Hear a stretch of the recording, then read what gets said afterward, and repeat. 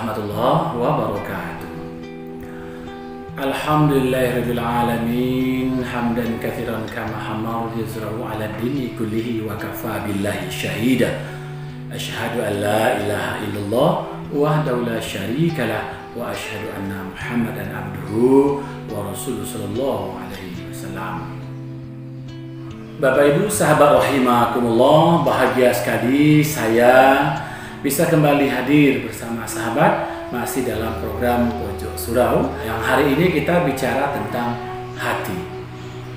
Nah, Bapak Ibu sahabat rahimakumullah, bicara kita tentang hati, tentu kita bicara bagaimana hati menjadi motor utama dalam menggerakkan seluruh aktivitas kita di atas permukaan bumi ini. Hati yang bersih akan melahirkan perilaku yang bersih, hati yang sehat tentu melahirkan pemikiran yang sehat juga. Bapak Ibu sahabat rahimakumullah, kejernihan hati merupakan barometer keimanan seseorang. Bagaimana orang itu bisa mengolah perasaan, bagaimana seseorang itu mengolah perasaan jengkel menjadi hilang, perasaan iri dengan apa yang diberikan Allah kepada orang lain, kemudian dia olah menjadi ikhlas. Mengenai ini Bapak Ibu sahabat rahimakumullah, ada sebuah kisah ceritakan oleh Anas bin Malik yang merupakan salah satu pembantu Rasulullah Muhammad SAW. Tatkala suatu peristiwa yang diceritakan oleh beliau tentang Nabi Muhammad SAW. Beliau mengisahkan, kami sedang duduk-duduk dengan Rasulullah SAW. Kemudian tiba-tiba Rasulullah bersabda, sebentar lagi, kata Rasulullah, akan muncul di depan kalian seorang penduduk surga. Tentu sahabat yang duduk bersama Rasulullah pada waktu itu sangat kaget. Siapakah pemuda tersebut?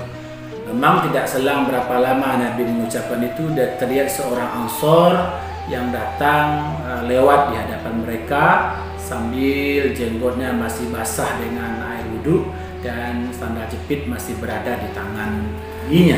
Esokan harinya Nabi Muhammad SAW kembali mengatakan hal yang sama. Sebentar lagi akan lewat, akan datang seseorang calon penghuni surga. Kemudian lewat lagi seorang pemuda Ansor yang orang yang sama masih basah jenggotnya dengan air wudhu. Kemudian tangan kirinya juga masih menjinjing sandal jepitnya. Pada hari ketiga Rasul juga menyampaikan hal yang sama. Dan para sahabat ya pada saat itu penasaran.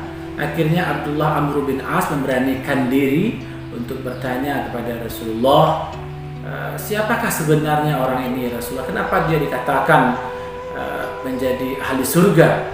Maka Amr bin As atas izin Rasulullah mencoba untuk menselidiki siapa orang ini. Akhirnya datanglah Amr bin As menuju rumah lelaki Ansor ini dengan pura-pura mengatakan dia lagi ada konflik dengan orang tuanya. Kemudian dia menumpang tinggal di rumah sang laki-laki Ansor ini.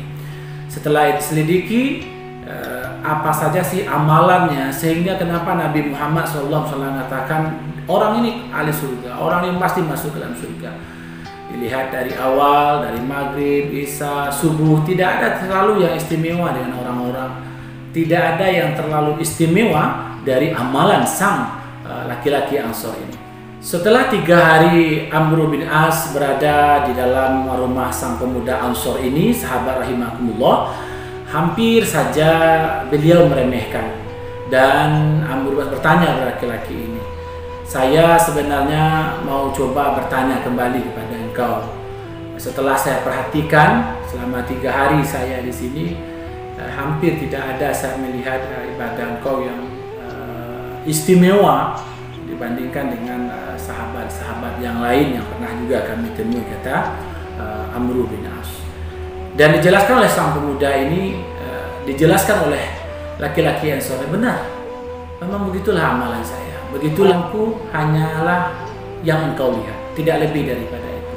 Hanya saja, kata sang pemuda Ansor ini, saya tidak menemukan perasaan dengki atau jengkel lagi dalam hatiku kepada seseorang muslim, tidak pernah hasad kepada seseorang atas kebaikan yang diberikan oleh Allah kepadanya.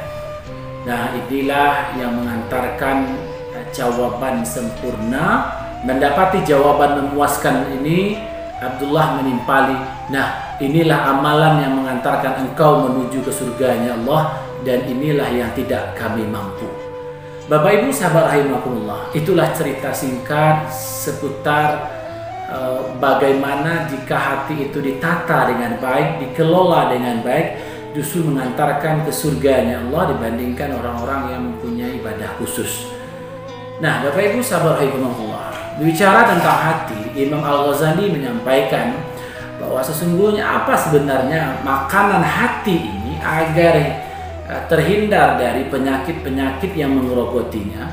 Rasulullah mengatakan, "May yuridillahu bihi khairan yufaqihu fid din wa yulhimu rusydah." Artinya, orang yang berkehendak baik oleh Allah, maka ia akan dipandaikan di dalam urusan agama, dan ia akan diberikan ilham atau petunjuk daripada Allah Subhanahu wa taala. Itulah sebabnya Nabi Muhammad SAW menjelaskan betapa ilmu agama itu penting bagi kehidupan manusia. Jadi yang pertama, makanan hati itu agar menjadi sehat, agar menjadi bersih adalah ilmu agama. Bicara tentang konteks ilmu agama, aspeknya sangatlah luas. Artinya apa? Segala bentuk pengetahuan yang didasarkan, yang dipraktekkan, yang diamalkan sesuai dengan konteks kitabullah Al-Quran dan sunnah Rasulullah Muhammad SAW. Di luar sana banyak kita lihat sangat berbeda. Orang yang kaya dengan ilmu, orang yang banyak memiliki pengetahuan, itu cenderung kehidupannya jauh lebih teratur, sikapnya jauh lebih terjaga, pemikirnya jauh lebih terselamatkan. Sehingga yang ada dalam dirinya bagaimana membagi pengetahuan itu dengan orang lain muncul dalam praktek-praktek sikapnya. Selanjutnya Al-Quran juga mengatakan, Bapak Ibu sahabat rahimakumullah, itulah yang pertama makanan hati seorang yang beriman, yaitu ilmu pengetahuan dan ilmu agama itu sendiri. Yang kedua, Allah mengatakan dalam Al-Quran surah Al-Baqarah ayat 269, A'udzubillahi minasyaitonirrajim, Bismillahirrahmanirrahim. Yu'til hikmah, akan datangkan hikmah. Allah akan memberikan hikmah kepada siapa?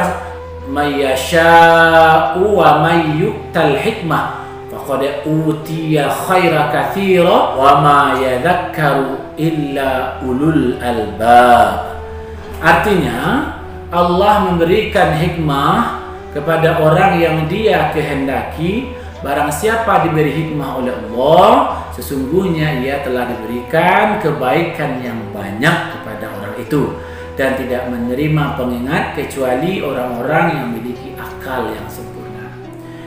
Nah, Baginda Muhammad mengatakan al-hikmah yamaniyah. Hikmah itu adalah Yaman. Ada juga pendapat maksudnya adalah setiap sesuatu yang mencegah dari perbuatan-perbuatan bodoh dan perbuatan-perbuatan jelek.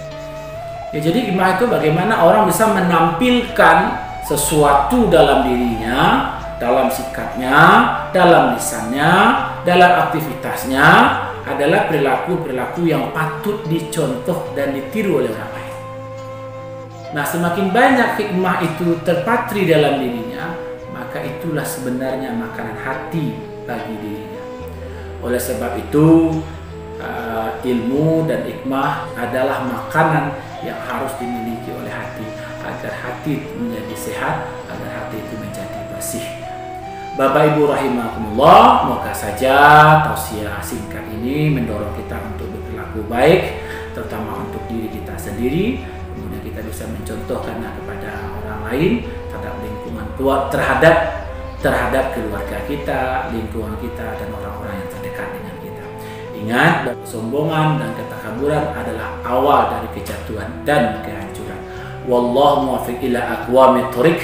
Wassalamualaikum warahmatullahi wabarakatuh.